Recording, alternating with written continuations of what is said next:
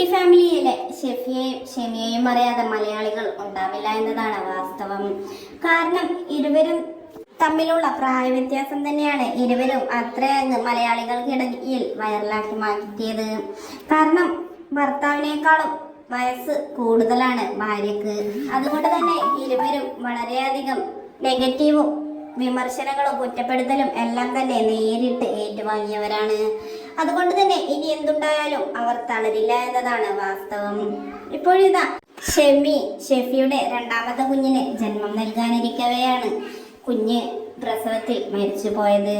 കുഞ്ഞിന് എന്തൊക്കെയോ പ്രശ്നങ്ങളുള്ളതായി ഷെഫി അവസാനമായി പോസ്റ്റ് ചെയ്ത വീഡിയോയിൽ പറഞ്ഞിരുന്നുവെങ്കിലും ഇത്രക്ക് ഗൗരവമായിരുന്നു എന്നറിഞ്ഞത് കുഞ്ഞ് മരിച്ചു എന്ന പോസ്റ്റ് ഇട്ടതിന് ശേഷമാണ്.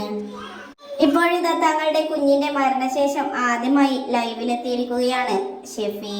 അള്ളാഹ് തന്ന അനുഗ്രഹം തിരിച്ചെടുത്തു എന്നും ഞങ്ങൾക്കതിൽ സങ്കടമുണ്ട് എങ്കിൽ കൂടിയും ഇങ്ങനെ വീട്ടിൽ ചുരുണ്ടുകൂടിയിട്ട് എന്താണ് കാര്യം എന്നതാണ് ഇപ്പോൾ ചിന്തിക്കുന്നത് എന്നുമായിരുന്നു ഷെഫി പറഞ്ഞത്.